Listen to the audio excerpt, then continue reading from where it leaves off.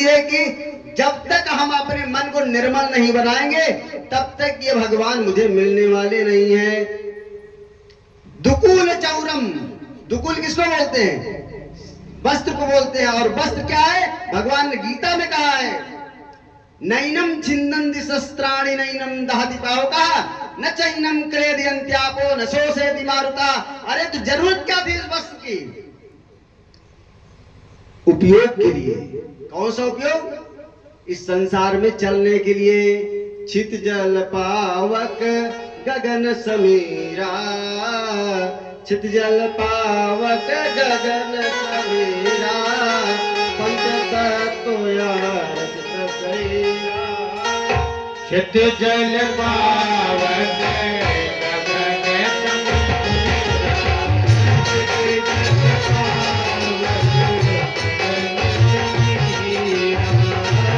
जल पावक गगन समीरा, छित जल पावक गगन समीरा, छित जल पावक गगन समीरा, छित जल पावक गगन समीरा, चरत तेरे में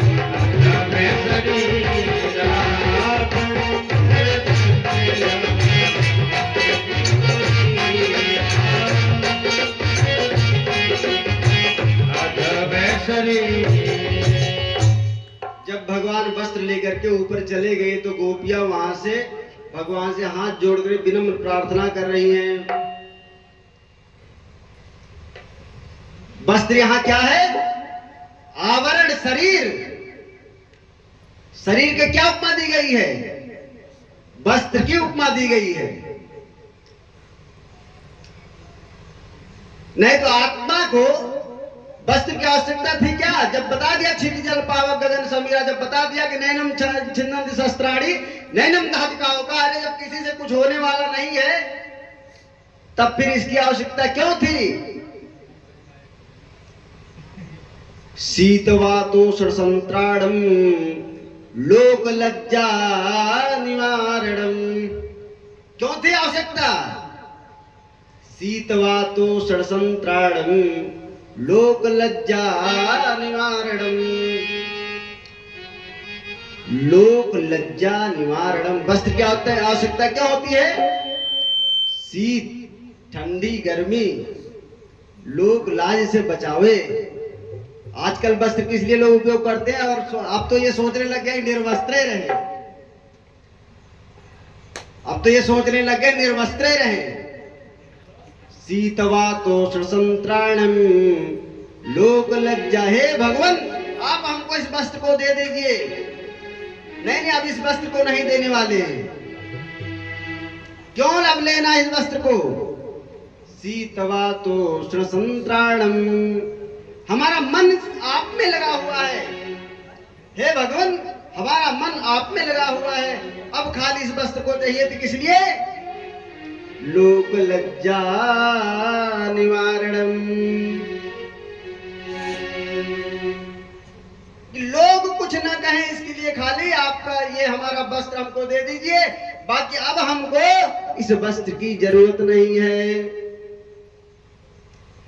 न मय्यावेशित धियाम कामः कामाय कल्पते, मयि अवेशित धियाम कामः कामाय कल्पते।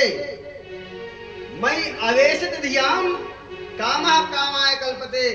मुझ में जिसका चित्त लग जाता है वो कभी भटकता नहीं है। मुझ में जिसका चित्त लग जाता है वो कभी भटकता नहीं है, भगवान कह रहे हैं।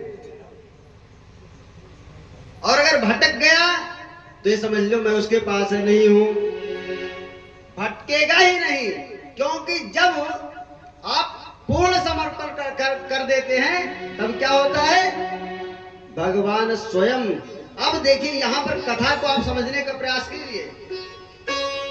पहले जितने पूतना इत्यादि का वध हुआ तो गलती से हो रहा था, अपराध कहाँ हो रहा था? यशोदा जी ने कृष्ण को छोड़ दिया, एक जगह पहुंचा दिया, लिटा दिया। आलस्य हुआ, लेकिन ब्रह्मा जी के बाद में आप जितनी घटना देखेंगे क्या हो रही है यहाँ पर, क्या हो रहा है यहाँ पर? कालिये नाग जैसे आया, कालिये नाग की घटना भगवान ने कैसे किया? गोप वालों को कहना नहीं पड़ा कि भगवान ये हमारे लिए विष दे रहा है। भगवान स्वयं ये विचार कर लेते हैं कि हमारे भक्त की अब रक्षा कैसे करना है। तो इसलिए उन्होंने स्वयं उपक्रम किया,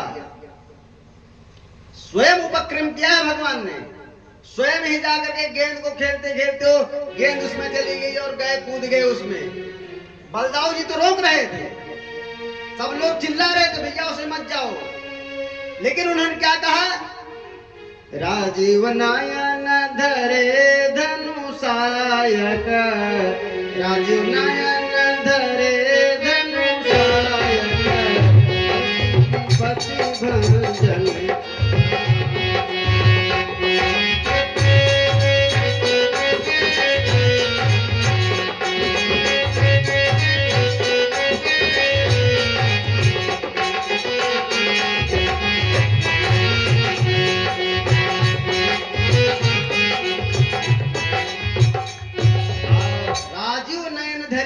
भगवान ने संकल्प कर लिया है, भगति विपत्ति भंजन सुगारे।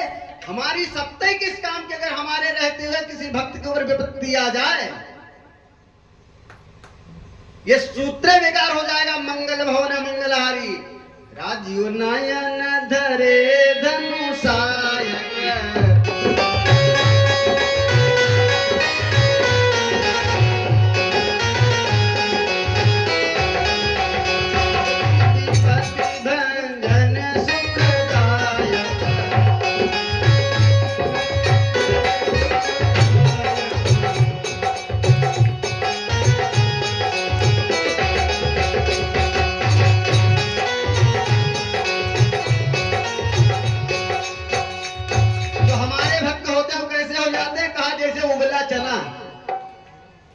भगवान कह रहे हैं क्या करें? जैसे उबला चना, भर्जिता क्वथिता धाना प्रायः बीजाय न इष्यते। भर्जिता जैसे चना के रवा आप लेते हैं ना और उसको कहीं भूज दीजिए किसी उसमें अग्नि में या उबाल दीजिए तो दोबारा जमेगा क्या? हो दोबारा जमेगा क्या? उसमें दोबारा बीज ही अंकुरित नहीं होगा, कामनाएं ही खत्म हो जाएंगी। राजीव नयन धरे धनुषायक, धरे धनुषायक, राजीव नयन धरे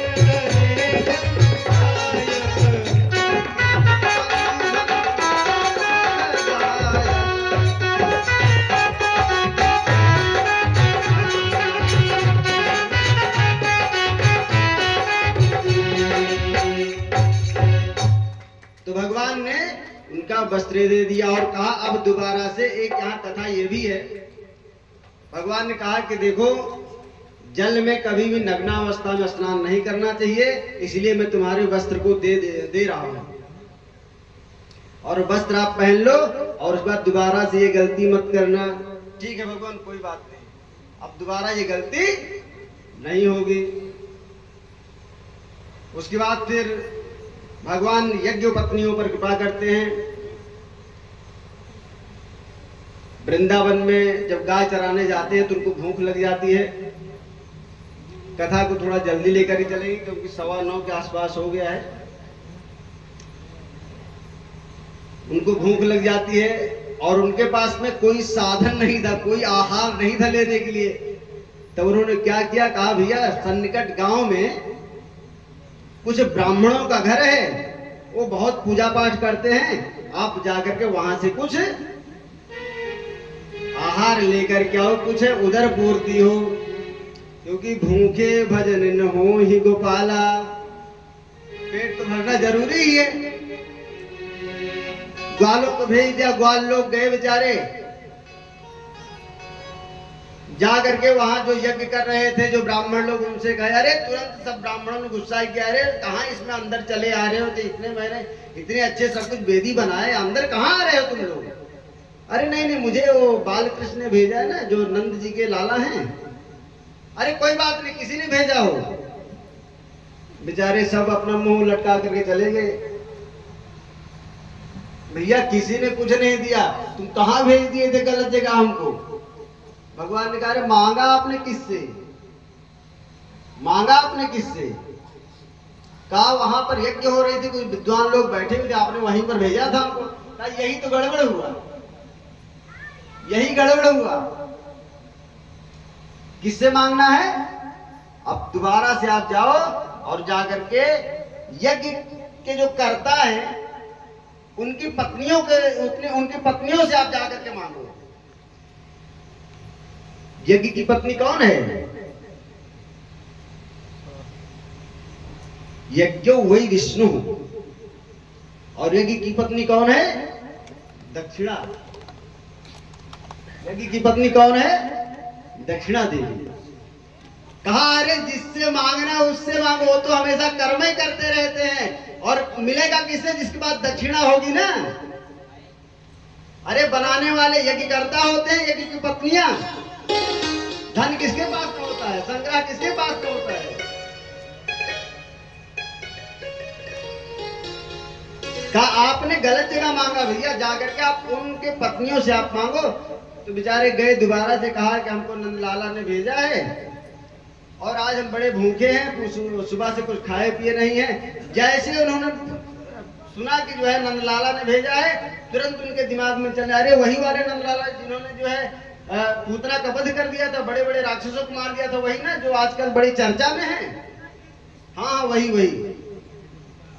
तुरंत ही यज्ञ की पत्नियों ने जितना उनके पास में संसाधन था सारा दे दिया। अब तो जितने गोप थे, जितने ग्वाले थे, उससे कई गुना ज्यादा उनको आहार मिल गया। खूब आराम से सब लोग भोजन किए और खूब उनको आशीर्वाद दिए।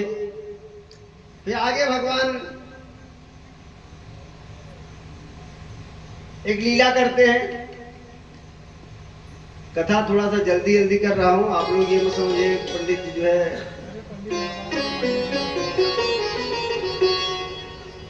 जो गोपगण लोग थे, जितने ग्वाले थे, वो सारे मिल करके हर वर्ष में भगवान इंद्र की पूजा करते थे। अब जब सब लोगों ने तैयारी किया तो भगवान अभी 6 वर्ष के तो हैं। भगवान कितने वर्ष के हैं। 6 वर्ष के हैं। ये बोले कि बाबा ये आप क्या कर रहे हो, ये फूल पाती किसके लिए आप ले जा रहे हैं। बाबा ने भी बच्चे को जान करके बेटा अभी जय जय की पूजा कर रहा। अरे जय जय कौन है। नंद जी ने कहा भैया जय जय की पूजा करना है, वो तो उसको उनको फुसला रहे हैं और अभी बेचारे नंगे ही करने लगे। नहीं नहीं बताओ बाबा ये जय जय कौन है, अभी तक मैंने देखा नहीं है, चलो इनको दिखा दो। अरे बेटा ये दिखते नहीं है।